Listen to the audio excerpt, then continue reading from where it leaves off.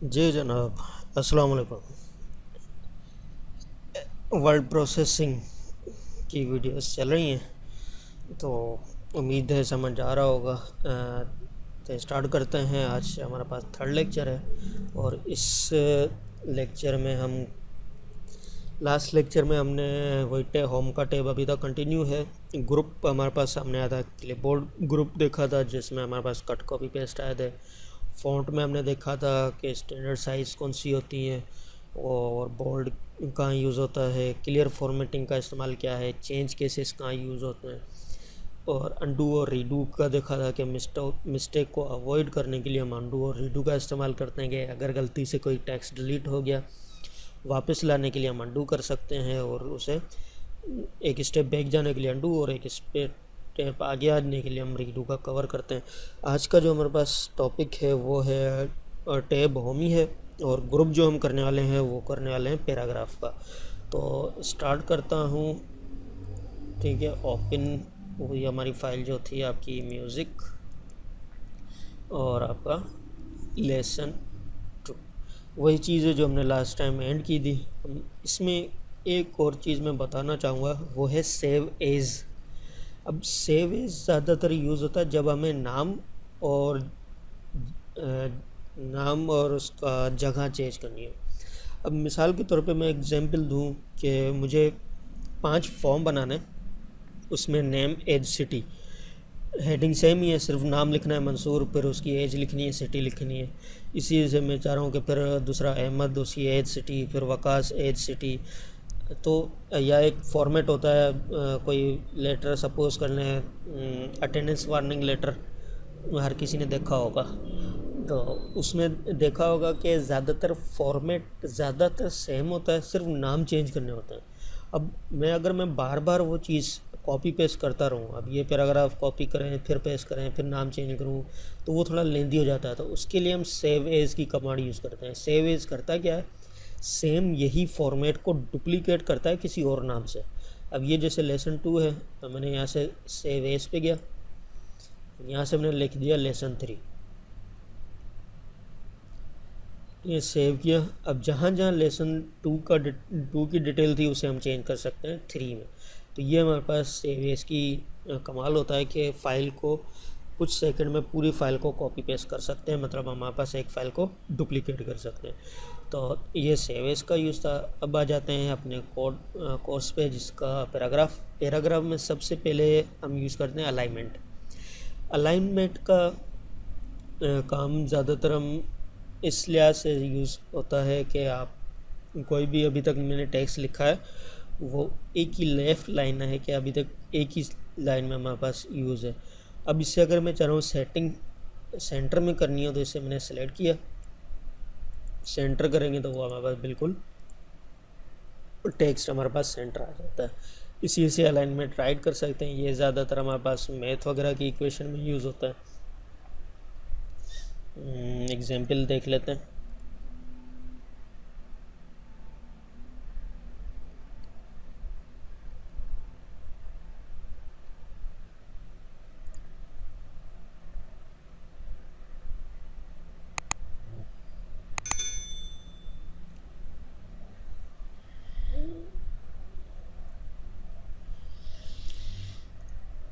तो ये देखें, अब ये हमारे पास उसकी जो पूरी एक बेस्ट एग्जांपल दी हुई है कि अलाइनमेंट की, कि ये हमारा पैराग्राफ है और इस पैराग्राफ में देखें दोनों साइडों से यहाँ से भी इक्वल है और ये साइड भी इक्वल है।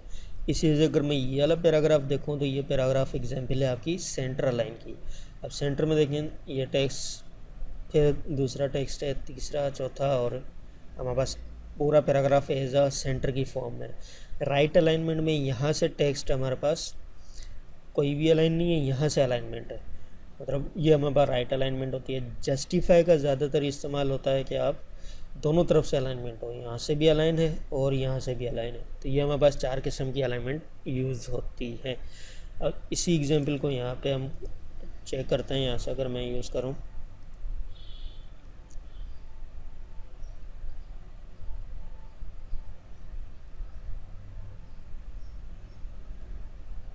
तो ये मिस्टेक देखें, मैंने सिंपल क्या किया, इंटर किया। तो मैंने पहले ही बताया था कि जब भी टेक्स्ट लिखें पहले लिखा करें फिर फॉर्मेटिंग किया करें। अब मैंने ये टेक्स्ट लिखा है, अब ये डिफ़ॉल्ट तो लाइन उसकी लेफ़्ट है। अगर मैं इसे यहाँ से मज़ीद मिलाता हूँ तो ये लाइन इक्वल है, ये देखें ये बराबर नहीं है। तो ये हमारे पास अलाइन एग्जाम्पल हो गई आपकी लेफ़्ट अलाइन की।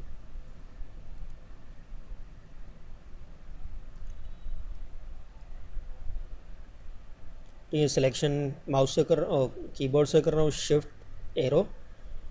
तो ये कॉपी पेस्ट करने के लिए मैं गया होम पे, shift down arrow, control C, enter, control V, text आ गया। अब अगर मुझे इसकी अलाइनमेंट करनी है centre line, shift centre select किया, जैसे सेंटर करूँगा अब ये हमारे पास सेंटर लाइन हो गई।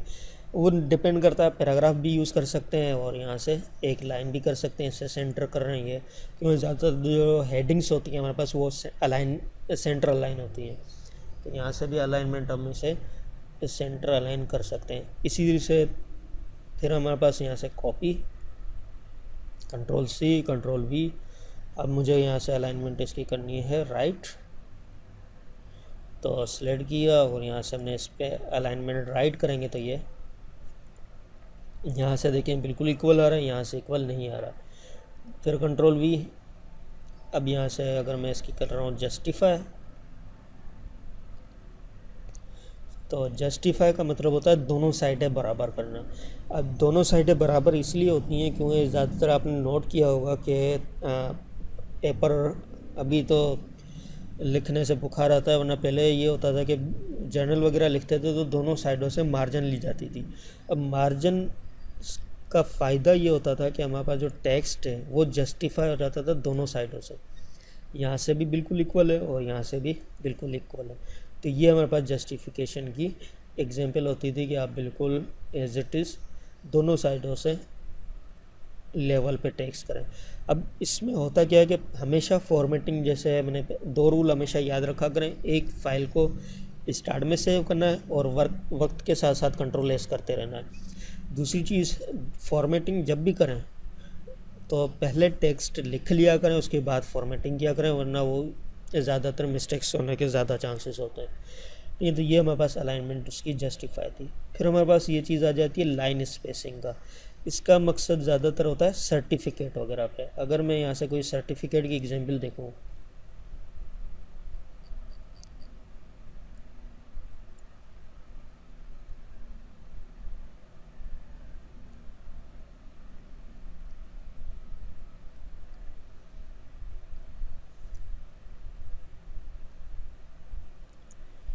ठीक है, अब इसमें काफ़ी चीज़ें क्लियर हो गई होंगी। ये देखें, अब ये एक एक्सपीरियंस सर्टिफिकेट है, ऊपर लिखा है एम्प्लॉय एक्सपीरियंस सर्टिफिकेट। अब ये जो टेक्स्ट है ये सेंटर है। अब सेंटर में एक और मिस्टेक अभी याद आई है जो हमेशा गलती करते हैं, टेक्स्ट स्पेस की मदद से आगे करते हैं, तो ये मिस्टेक कहलाती है। तो ये स्पेस से यहाँ से देखें वर्ड काउंट हो रहा है। एक हमेशा जो गलती करते हैं वो करते हैं स्पेस से। तो स्पेस से ये होता है कि हमेशा वो टेक्स्ट सेंटर अलाइन नहीं होता था। अगर मुझे टेक्स्ट सेंटर करना ही है तो यहाँ से मैं, ठीक है, सिंपल सेलेक्ट किया, इसे यहाँ से सेंटर कर दिया, तो सिंपल ईजी वे कि ऑटोमेटिक वो सेंटर अलाइन हो जाता है। तो ये बिल्कुल सेंटर अलाइन है। फिर हमारे पास देखें यहाँ से टेक्स्ट आ रहा है, ये भी सेंटर है, डेट लिखी है, पूरा पैराग्राफ यहाँ तक हमारे पास पूरा पैराग्राफ ये सेंटराइज है। ठीक है, कोई इसमें लेफ़्ट अलाइन, ये लेफ़्ट वगैरह में आ रहा है। अब इसमें लाइन स्पेस भी नहीं है। अब अगर मैं इसी में दूसरी एग्जांपल देखूं, ठीक है, अब ये देखें इसमें मुख्तलिफ़ चीज़ें बनी हुई हैं। ये सेंटर आ गया, ठीक है, ये भी हमारे पास सेंटर है, ये सेंटर है। अब ये देखें जो पैराग्राफ सामने नज़र आ रहा है इसकी अलाइनमेंट क्या, ये हमारे पास जो अलाइनमेंट इसकी आ रही है ये अलाइनमेंट जस्टिफाई है, दोनों साइडें बराबर हैं। ठीक है, और बीच में देखें कुछ स्पेस ज़्यादा है। जो मैंने पहली एग्जांपल देखी थी उसमें स्पेस बिल्कुल नहीं था, इसमें देख रहे हैं तो इसमें स्पेस ज़्यादा है। तो बीच में दरमियान में स्पेस है, तो स्पेस देने के लिए हम लाइन स्पेसिंग का यूज़ करते हैं। अगर मुझे स्पेस देना है, सिंपल यहाँ से सेलेक्ट किया, इस टूल पे यहाँ से जाके लाइन स्पेस किया, तो ये दरमियान में स्पेस हमारे पास ये आ गया स्पेस। तो इस तरीके से हम स्पेसिंग दे सकते हैं।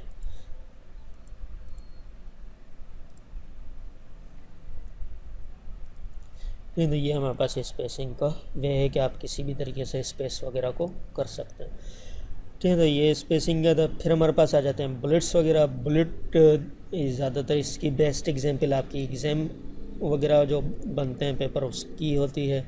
अब यहाँ से दो चीज़ें याद रखिएगा, एक नंबरिंग होती है, एक बुलेट होते हैं। नंबरिंग आपकी यूज़ होती है ऑर्डर लिस्ट में और बुलेट यूज़ होते हैं अनऑर्डर में।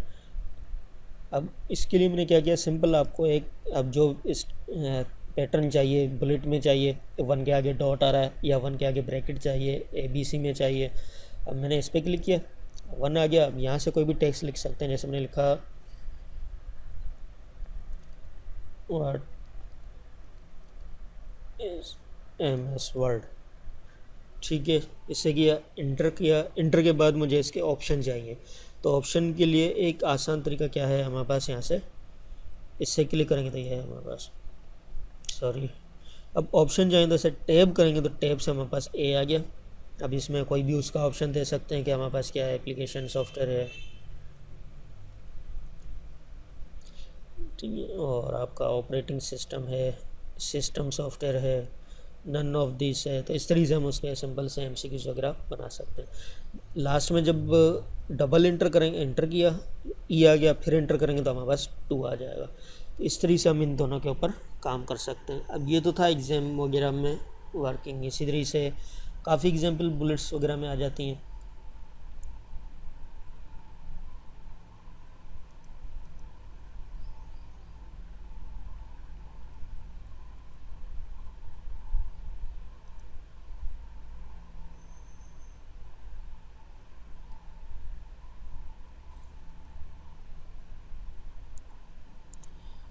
ठीक है, अब ये देखो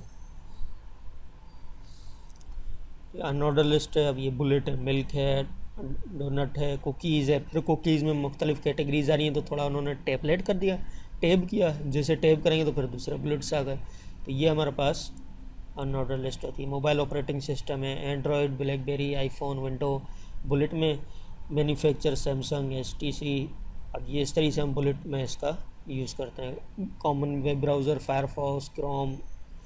तो ये इस तरीके से काफ़ी इसमें यूज़ होता है ये। अब इसमें अनऑर्डर लिस्ट देखें, ऑर्डरिंग डजेंट मैटर, डिफरेंस नहीं पता कि कौन सा पहले है, कोई भी आ सकता है। ऑर्डर लिस्ट में ऑर्डरिंग आपकी मैटर करती है, ठीक है। अब इसमें नंबरिंग आ जाता है कि 1 2 3 पहली पोजीशन पे कौन सा है, सेकंड पोजीशन पे कौन सा है।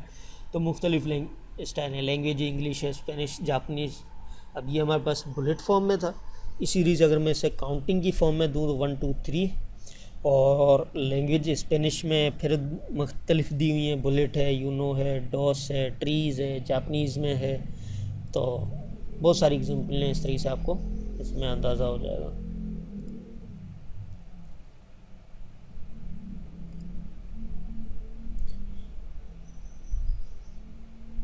इस तरीके से ज़्यादातर CVs वगैरह में भी हम बुलेट का काम करते हैं, ठीक है। कि एनर्जेटिक पर्सन है, एप्पल कटिंग करता है, पेपर एरोप्लेन है, चेयर, वॉकिंग, फोल्डिंग। तो इस तरीके से हमारे पास काफ़ी इसकी एग्जांपल आपको मिल जाएंगी कि वर्किंग किस तरीके से आप उस पर वर्किंग कर रहे हैं। तो इस तरीके से काफ़ी एग्जांपल आपकी मिल सकती हैं। तो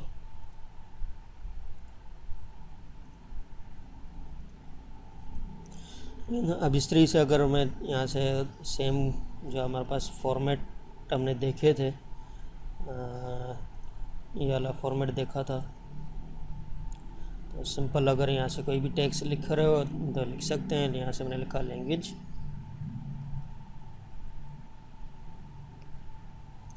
ठीक है। अब इससे मैंने बुलेट दे दिया सिंपल, ये बुलेट, ठीक है। अब इसे एंटर। अब यहाँ से अगर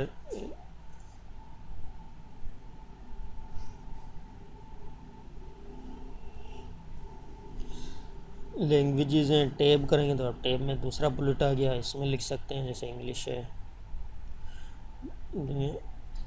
उर्दू है, सिंधी है, पंजाबी है, तो इस तरीके से हम उसमें यूज़ कर सकते हैं। अब यही अगर आपको नंबरिंग में चाहिए था, अब यहाँ से सिंपल हम यहाँ से इस पे वापस क्लिक करेंगे, हट जाएगा, नंबर पे करेंगे तो नंबर पे आ जाएगा। तो ये 1 है, 2 है, 3 है, तो इस तरीके से हमारे पास इसमें यूजेस होते हैं। इसका ज़्यादातर यूज़ नहीं होता क्यों, ये कलर वगैरह और हेडिंग वगैरह का काम करता है, तो इसके ऊपर ज़्यादातर काम नहीं होता। ये दो चीज़ें यूज़ होती हैं हमारे पास इंडेंट या पैराग्राफ मैच करने की। इसकी एग्जांपल अगर मैं कहूँ, गूगल जिंदाबाद।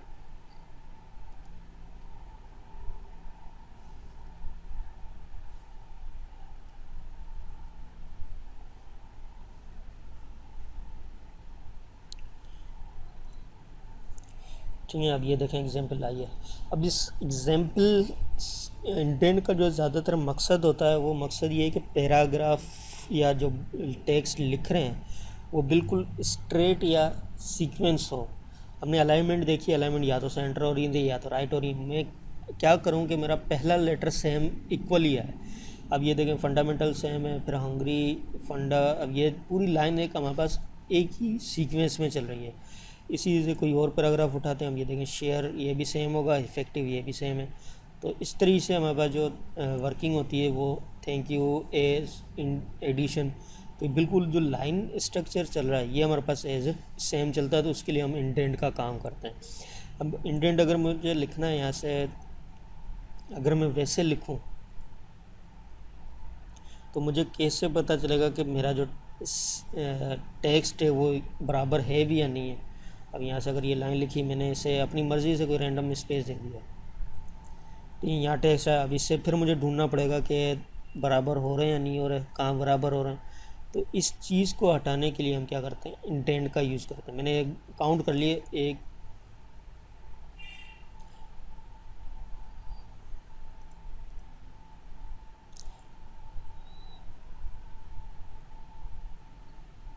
पूरा पैराग्राफ क्यों जा रहा है।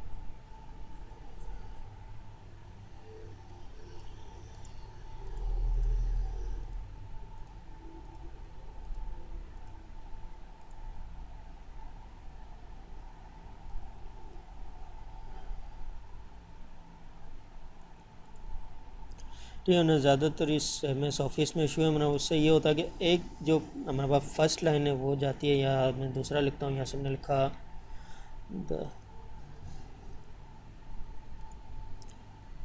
अच्छा, ये पूरा पैराग्राफ हमारे पास इसमें जा रहा है, वरना सिर्फ एक लाइन जाती है। अब यहाँ से सपोज़ कि हमने 1 2 काउंट किए, अब ये 2 दफ़ा हमारे पास पैराग्राफ चला गया। अब इसी तरीके से फिर मुझे ये सेम ऐसे ही रखना है, तो इससे भी यहाँ क्लिक किया और इससे भी यहाँ से टैब करेंगे 1 2, तो ये हमारे पास क्या आ जाएगा, दोनों सेम आ गए। फिर अगर मैं दूसरा कोई पैराग्राफ लिख रहा हूँ, इसी को भी यहाँ से हम टैब करेंगे तो ये भी हमारे पास 3। अब जितने भी पैराग्राफ लिखेंगे पूरी हमारे पास जो इसका लेवल होगा वो इक्वल सेम होगा। तो ये हमारे पास ज़्यादातर इंडेंट का काम होता है। ठीक है, अभी इसमें देखें एग्जांपल दी हुई है।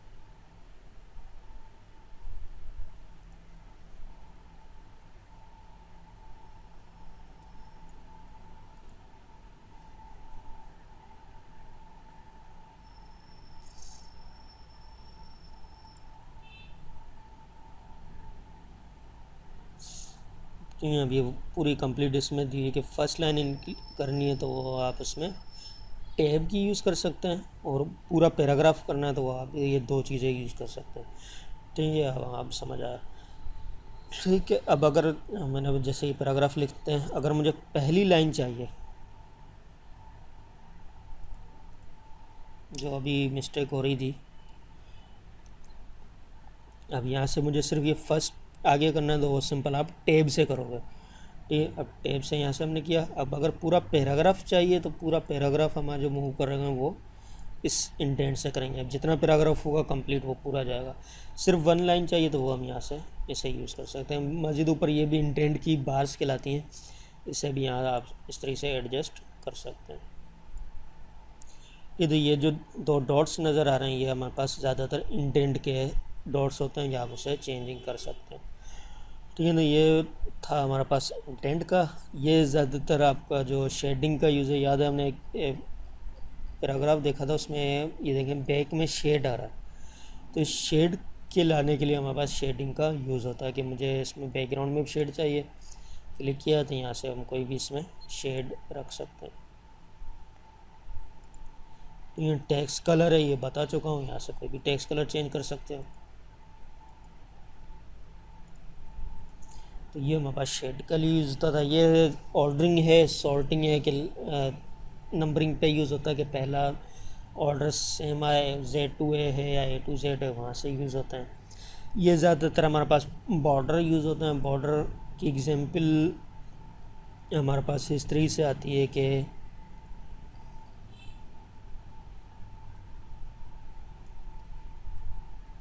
क्योंकि अगर मैं बॉर्डर बनाने बैठ जाऊँ तो काफ़ी वीडियो लेंथी हो जाएगी, इसलिए गूगल जिंदाबाद।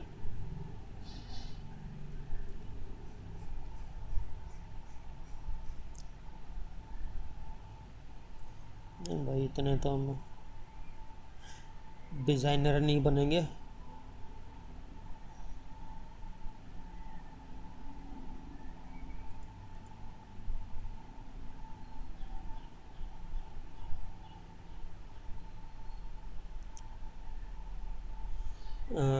बॉर्डर, ये पेज बॉर्डर है।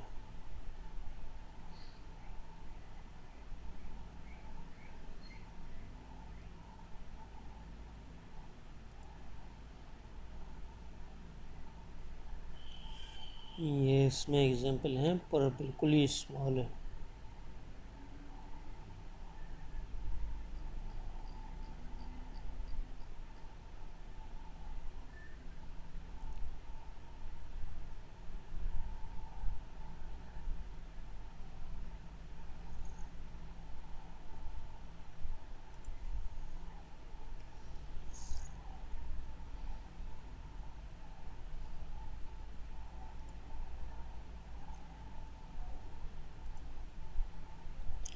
ठीक है, अभी इसमें एग्जांपल दी हुई है एक, और कोई ऐसी पिक्चर हो जिसमें सारे ही आ जाए।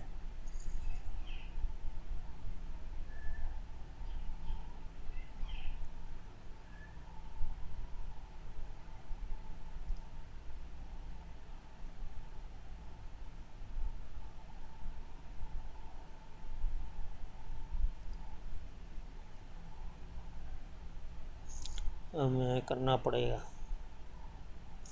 चलें, कोई एग्जांपल नहीं मिली, यूज़ करते हैं। अब बॉर्डर का काम ज़्यादातर हमारे पास जो ज़्यादा बॉर्डर यूज़ होते हैं वो होते हैं एक आउटसाइड, लेफ़्ट, ये ऊपर वाले 4 बॉर्डर, और हमारे पास ऑल बॉर्डर। अब एग्जांपल जिस तरीके से, अगर मैं यहाँ से एक ये टेक्स्ट था, यहाँ से मैं लिखता हूँ इंट्रोडक्शन। ठीक है, अब मैं जरूर मुझे चारों तरफ बॉर्डर चाहिए, क्यों अंडरलाइन से तो मेरे पास सिर्फ एक ही लाइन पे आ रहा था, अब मुझे पूरी लाइन चाहिए बॉर्डर पे। तो इसके लिए मैंने यहाँ से क्या किया, आउटसाइड करेंगे तो पूरी लाइन पे बॉर्डर आ जाएगा। अगर मैं अंडरलाइन करता हूँ तो अंडरलाइन सिर्फ हमारे पास सिलेक्टेड एरिया में, मुझे पूरी लाइन पे अंडरलाइन चाहिए।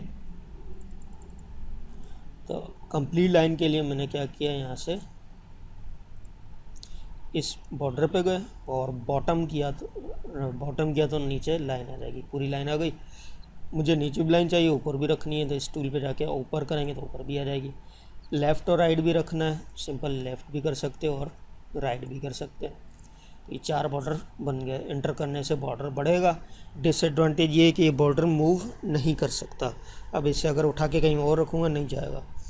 तो इस तरीके से बॉर्डर में काम कर सकते हो। अब मैं चाह रहा हूँ इंटर करने पे मुझे दूसरी लाइन दे, तो इस टूल पे जाके यहाँ से ऑल बॉर्डर करेंगे तो इंटर करने से दूसरी लाइन आएगी। ठीक है, ये चीज़ हमारे पास अब बहुत डिपेंड करता है कि वर्क के ऊपर आप आउटसाइड बॉर्डर का इस्तेमाल कर रहे हैं या फिर ऑल बॉर्डर का यूज़ कर रहे हैं। दूसरा क्वेश्चन पेपर वगैरह बनता है, उसके लिए आउटसाइड हटा दो तो ये हमारे पास एक ब्लैंक्स लाइन बन जाएंगी। तो ये हमारे पास बॉर्डर का था। बॉर्डर में मज़ीद स्टाइल आ जाते हैं, जिस तरीके से एग्जांपल में देखी थी। शेडिंग पे चले जाएं, इसमें लाइन वगैरह के स्टाइल दिए हुए, कौन से लाइन स्टाइल चाहिए, ओके करेंगे तो वो हमारे पास इस तरीके से ऑल बॉर्डर करते हैं तो ये स्टाइल आ जाएगा। तो वो हम बॉर्डर शेडिंग से इसमें और डिज़ाइनिंग बनी होती हैं, यहाँ से कोई भी स्टाइल वगैरह को कर सकते हैं। तो ये चीज़ें हमारे पास बॉर्डर में काम आएगी। तो पैराग्राफ का समझ आ गया होगा ना, एक कमेंट कीजिए, कुछ कन्फ्यूज़न है, कुछ क्यूरीज़ हैं तो वो आप पूछ सकते हैं। प्रैक्टिस करते रहें, प्रैक्टिस करेंगे तो वो चीज़ें क्लियर होंगी, नहीं करेंगे तो वो फिर आगे जाके भूल जाओगे। शॉर्ट कीज़ याद रखें, 2 अभी तक जो मेजॉरिटी रूल थे वो बता चुका हूँ। फाइल को सेव करना है और जब भी कोई फॉर्मेटिंग करें तो पहले टेक्स्ट लिख लें, लिखने के बाद उसे फॉर्मेटिंग किया करें। तो मिलते हैं अगली वीडियो में। अल्लाह हाफ़िज़।